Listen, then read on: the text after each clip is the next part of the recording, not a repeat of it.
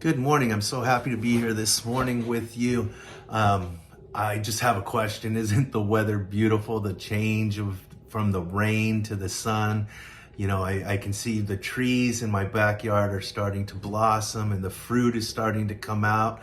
But I remember moving into that house in the middle of July and there was no fruit on one of the trees, and I literally couldn't tell what kind of tree it was because I didn't know the fruit. To me, trees all look the same. They're brown, they have green leaves, and until the fruit comes, I wasn't able to even know it was an apricot tree until the next year.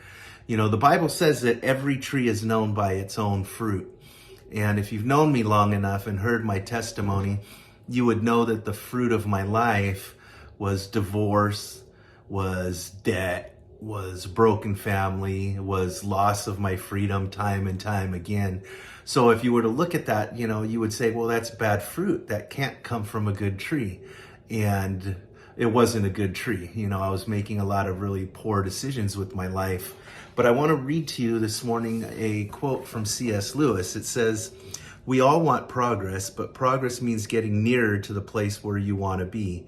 And if you have taken a wrong turn, then to go forward does not get you any nearer. If you are on the wrong road, progress means doing an about turn and walking back to the right road. And in that case, the man who turns back soonest is the most progressive man."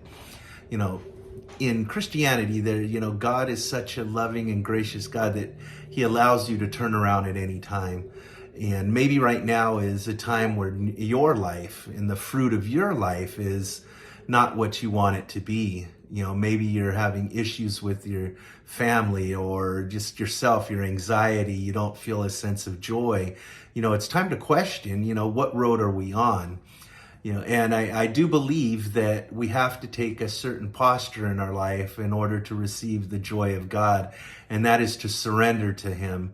So this week, what I'm going to share with you is I'm going to share with you the 4 postures that you need to take in order to start to sense that spirit of joy that God has promised. He said, Jesus said he came to bring us life, life to the full, and that his joy may be in us and our joy may be complete.